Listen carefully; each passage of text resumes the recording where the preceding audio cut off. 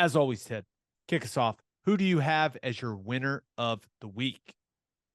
I had to go Brett Yormark. I loved these comments. He said, you've kind of been walking around on eggshells about what exactly is happening out there as far as the conference realignment stuff. But he says, I've telegraphed my intentions. I've decided I'm going to take a different approach.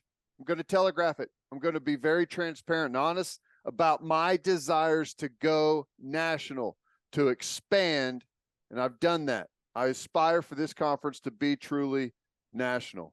About that, he's saying it right now. We're in the we're in the midst of negotiating a new media rights deal, and I'm being transparent. I'm wanting to add teams. We're going national, which means he's going west, right? That's what he means when he says he's going national. They're going west, and the comments coming from the Pac-12 commissioner about how committed and strong everyone is like, whenever he's saying it, you know that they're not, right? You know that is not what is happening. And I think Yormark's probably got his eye on. I think it would be awesome. Arizona State, Utah, and Colorado to the Big 12. I think that would be great.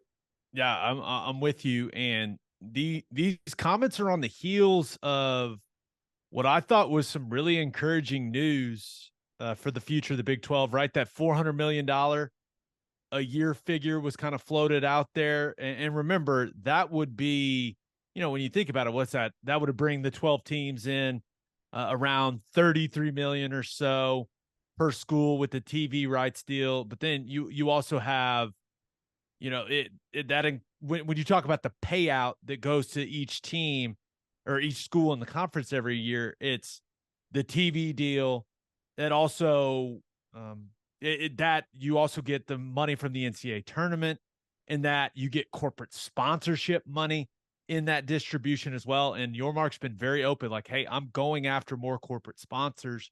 So I really liked the hire when they hired him. I was like, oh, that's interesting. Like, he is a cutthroat business guy, and I've been really impressed with him so far. I know OU fans may not care that much because we're going to the SEC here in a few years, but I do want to watch the Big 12 kind of flourish after we leave. I'm a Big 12 guy, right? The championship rings say Big 12 champ on them. So Yeah. I'm always going to be rooting for the conference. So I've been kind of fired up seeing all this positive Big 12 news, man. I know. I love it. And I think the conference is going to be, I think it's going to be a lot of fun. I think right now we don't have the teams at the top. Obviously, we're not top heavy, but we're about to play an 0-4 conference team, and they have one of the best defenses in the country statistically. So that's kind of where you look at the Big 12 right now. The team at dead last in the standings, 0-4, hasn't won a conference game, is the number one defense in the conference and one of the top defenses in the country. It's incredibly competitive. And I think the teams that we're adding I think everyone brings something to the table. I think it's going to be really good moving forward. Yeah. One other thing about what Yormark is doing, he's hired a bunch of people, and also like some of these marketing and branding companies, these event companies he's brought on board for the conference. These people put on some of the most popular events and well-branded things like in the world. So I don't know. It's going to be interesting to see what the Big 12 cooks up here moving forward. Now, you won't be a part of most of it, which, hey, is what it is, but just a lot happening for the Big 12 conference right now. It's good.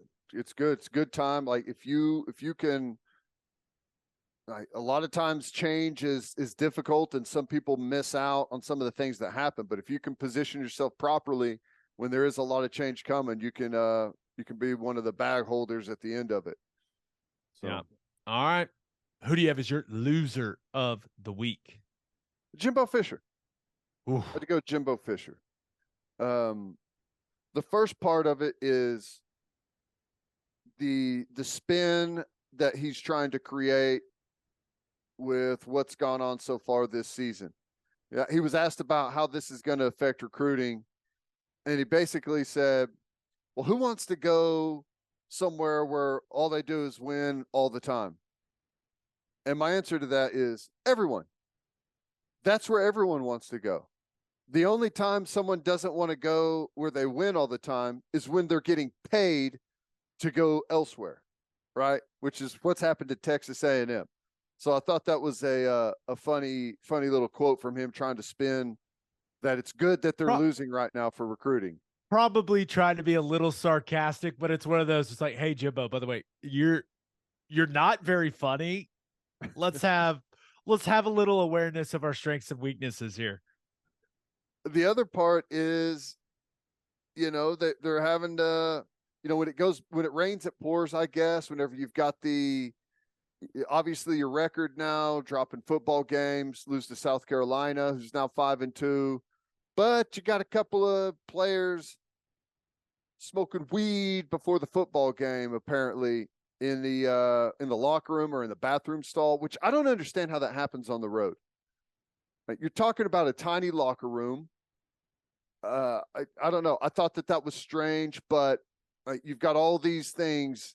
The storm is brewing right now. Everyone's talking about a way to get him out of his contract, which isn't going to happen unless they've got dirt on him, which they may have. If he's clean, he'll be there for a while, or they're going to write him a big check. As far as the smoking weed thing, like you and I been on the practice field, even the game field, with plenty of guys that were high. It happens, right? Some guys do it to unwind. Some guys, it gets them in a zone. Every guy I know that practiced or played high at least had the courtesy to smoke in the car before they came into the facility.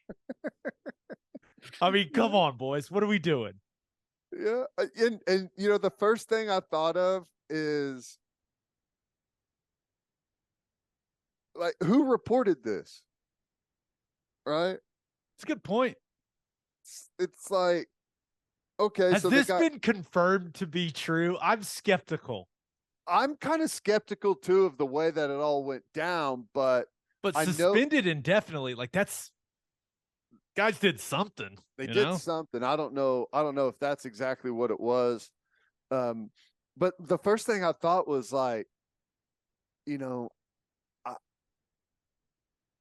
you're coming from Texas, you're flying to South Carolina, and I don't know. I guess I'm like, I can't believe those guys are flying a bunch of weed across the country. That's that's a federal offense right there. But I don't know. I don't necessarily think it's all that big of a deal, but whenever it makes it out into the media, into the public sphere, that's whenever it becomes a big deal, because like, if you were a recruit that was kind of on the fence, or maybe a recruit's parent that was kind of on the fence about what's going on, like, this is just another reason for someone to say, you know what? I'm going to decommit. I mean, I don't know. It's not good right now. It's not good for Fisher, and it's not good for the fans whenever you've got a coach that's owed $90 million. He ain't going nowhere. Have you seen their injury report also? What, they lost 3 offensive linemen for the season? That's a banged up football team. I'll be surprised if Ole Miss doesn't come to Kyle Field and roll their ass this weekend. I'm sure they will. And you know how it goes. Like, if it starts ugly and the fans turn on you, that's whenever it gets real bad. They could be 3-5. I think they'll be 3-5 after this weekend. I don't think they'll beat Ole Miss. Yeah, we'll see, but yeah, just breaks our heart to see things playing out the way they're playing out there in College Station. It's a real shame. Here's the thing, though. For Oklahoma fans, or for people that like are pulling against Texas A&M, let me say that.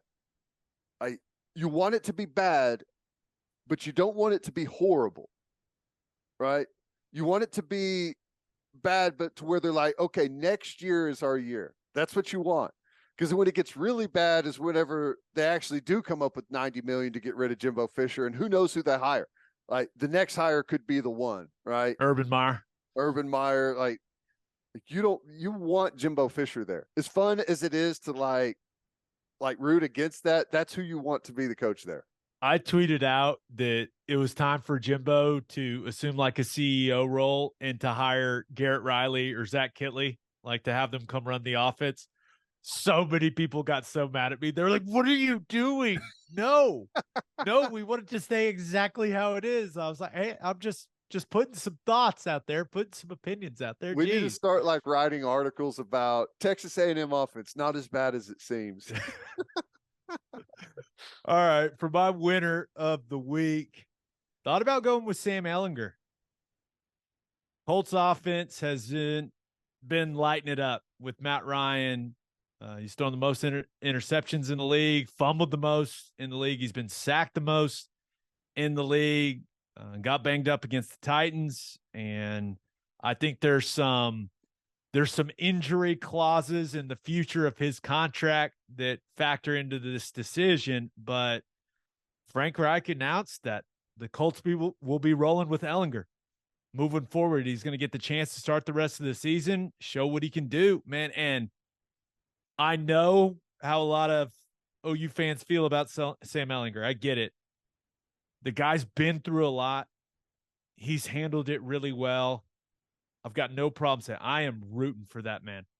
I hope because he's got a career-altering opportunity to go out and play well and to prove he's more than just a career backup in that league. And I hope he plays well, man. Guy he's been through enough. I hope he gets out there and plays at a high level. Yep. Which, number one, being a career backup in the NFL ain't a bad thing. I hear you. But you're exactly right. He's one of the guys that are,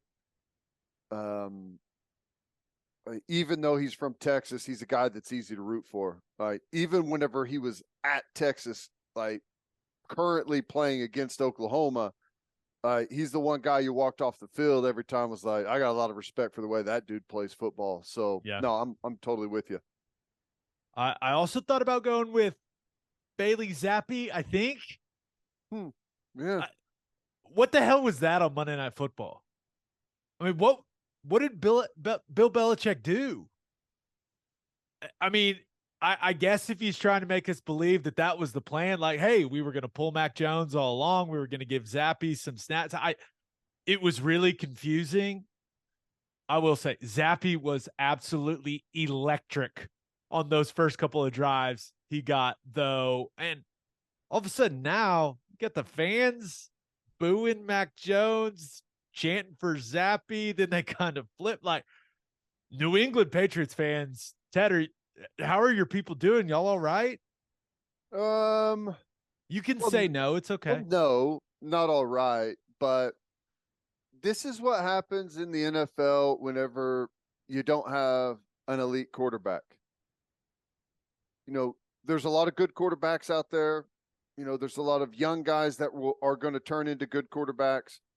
But if you just have a good quarterback, it's like win one, lose one at best, right? You have to have an elite quarterback in the NFL to go out and win week after week on the road, at home. Doesn't matter. Like you've got to have elite quarterback play. And even if you've got one of the all-time greats as a head coach like Belichick and a defense that plays really, really well, it only gets you so far. You've got to have really, really good quarterback play. And that's what New England's going through right now.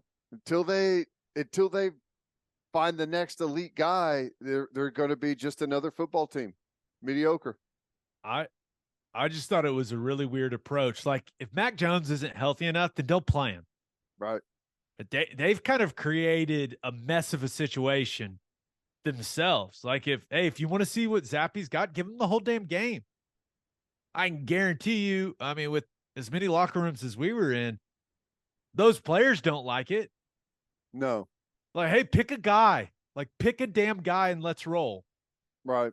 Yeah, I don't know. It's weird, especially whenever you don't know kind of what the situation is going into it. But what happens is you end up kind of dividing the team, right? Yeah.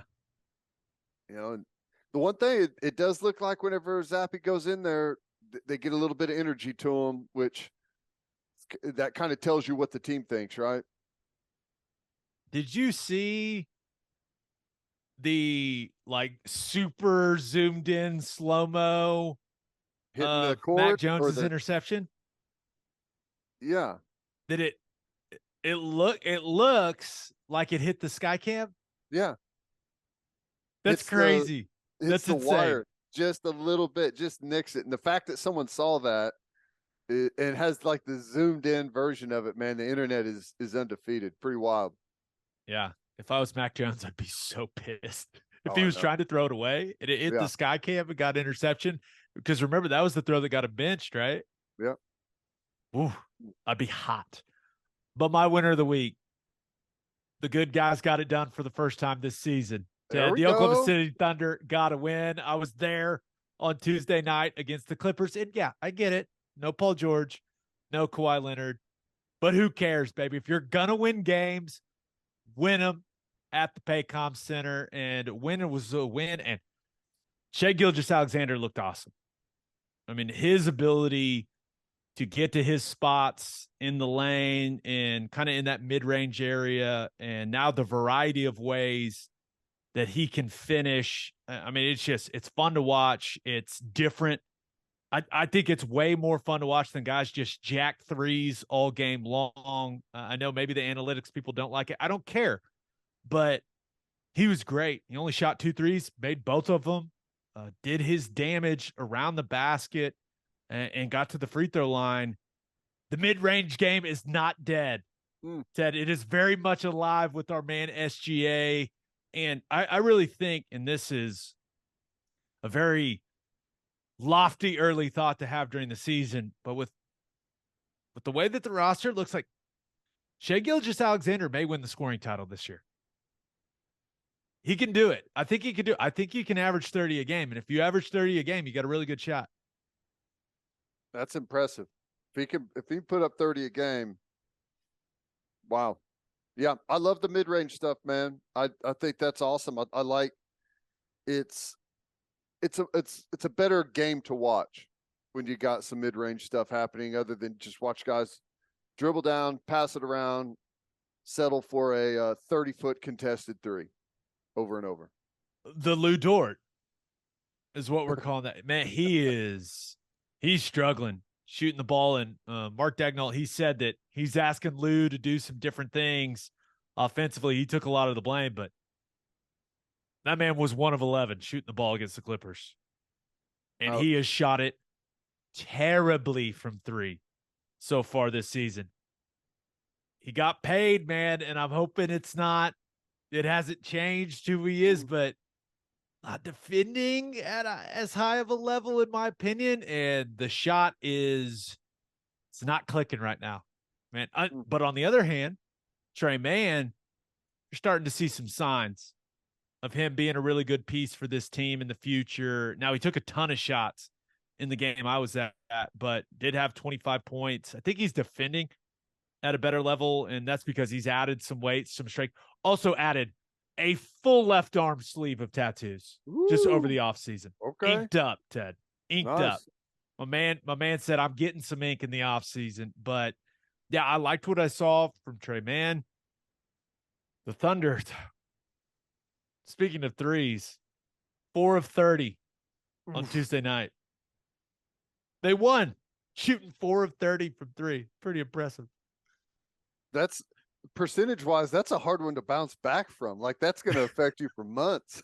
An outlier statistically. Right. But Yeah, hopefully Josh Giddey can get back from that ankle quickly. And I hate to say it. I know I don't know if fan favorite's the term, but I've seen enough of Poku. I'm out. I don't need to see any more. Give me Aaron Wiggins minutes. Give me Usman Jang minutes. Poku's not an NBA player. I'm out. I'm done. It's the experiment has failed. we just need to move on. That's where I'm at. That's right. The best thing, like you're not gonna hit on every pick, right? But you have to know when to cut bait. Correct. Right?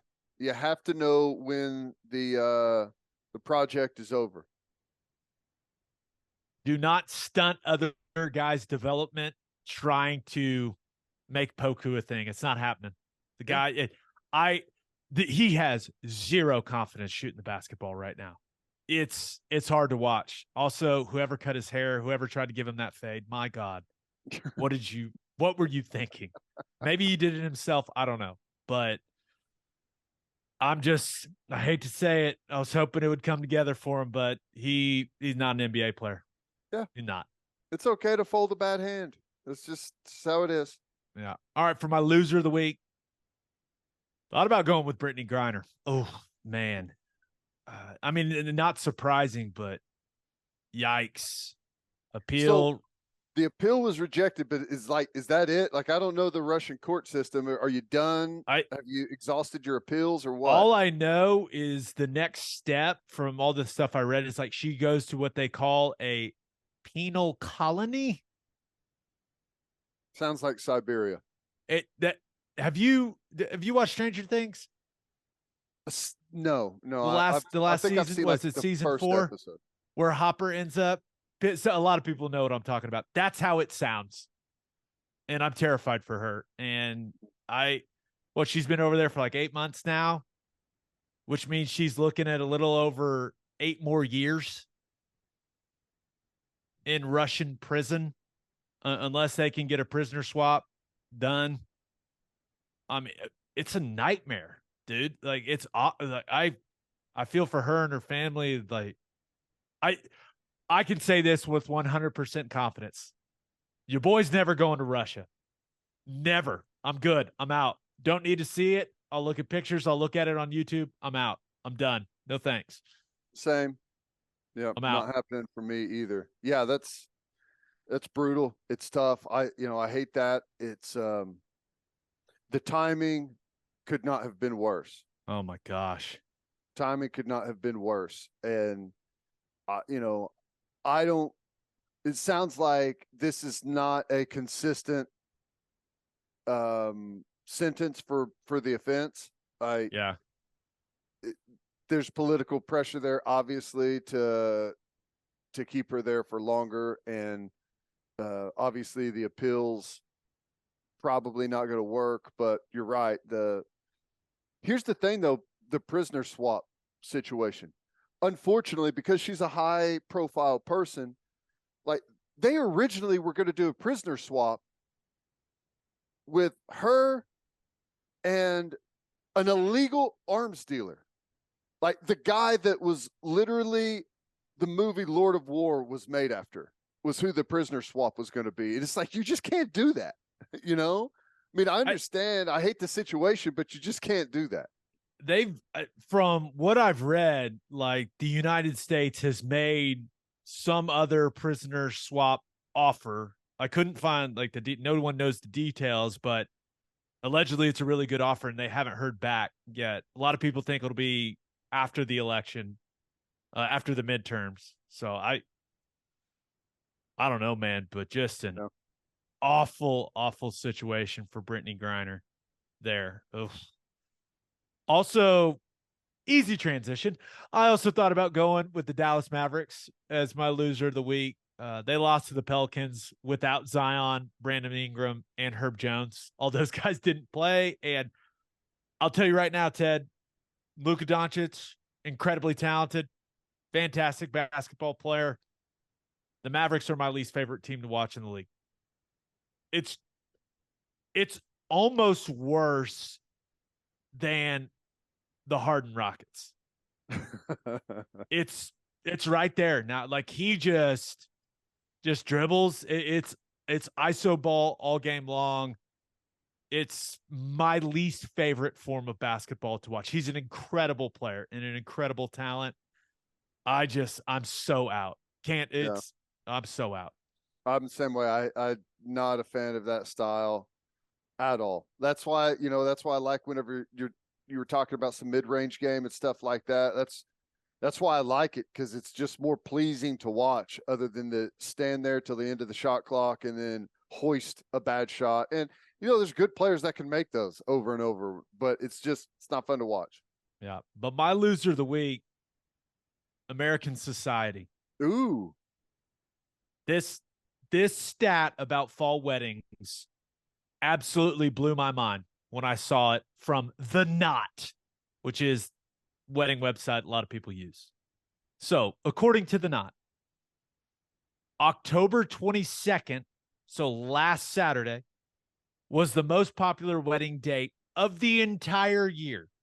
And in fact, October is home to 3 of the 5 most popular wedding dates in the year 2022.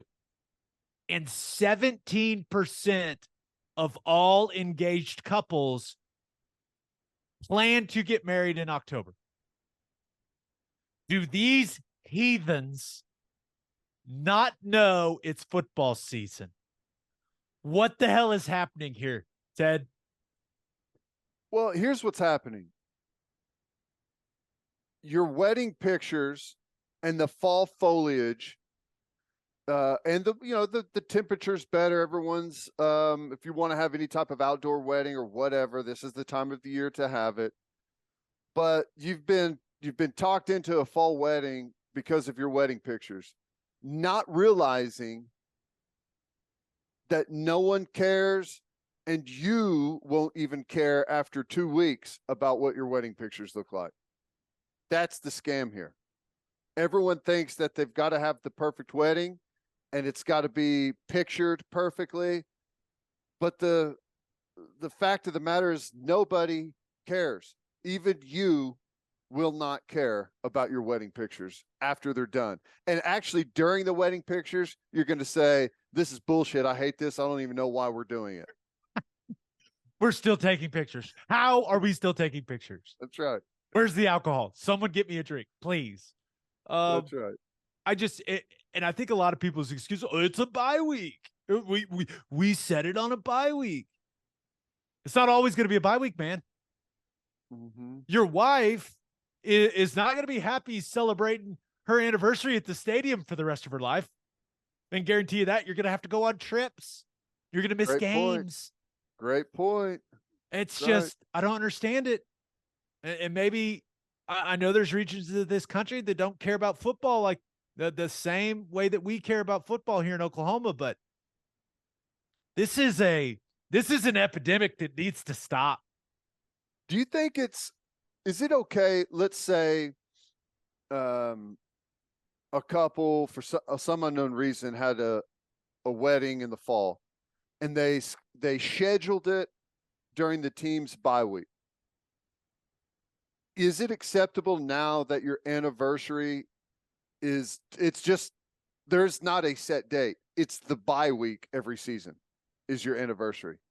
Well, if you're in the profession that you and I are in, yeah, that's how it's going to be. And right. I know I went to a fall wedding in September, but OU was playing Kent State, so I felt pretty good about it. And my wife was like, you're going to this wedding. And I love my wife. My wife is more important than OU football. That's just where it is. But every single year, you're going to miss a game every single year because it's your wedding anniversary. People are putting themselves, and I don't think they're realizing it. They want to put cool pictures on Instagram, and I get it, right? We want the foliage. We don't want to be sweaty. I get it. But they're setting themselves up for bad situations the rest of their life if they're football fans. Now, if they're not, then okay, I get it. Your friends will just hate you for making you green screen it. You want pictures in front of fall foliage? Hell, that's easy. You could do that on your cell phone in about 30 seconds. All right. You want them in front of the Louvre. You want them seaside, Fiji, in the mountains. That can all be done easily. Just take the pictures in front of a green screen. And do you go on your honeymoon right away? Are you missing 2 games? Oh, yeah. Dude, because these are the things people don't think about. you're setting yourself up for a lifetime of just bad situations. I think a lot of it too is like, I think some people are like dead set on a certain venue, Yeah, and it's like you got to take what you can get. that's true. The venue. I get that.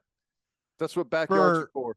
Yeah, for more fall wedding complaints, check out our buddy Josh Pate. He feels as passionately about this as we do.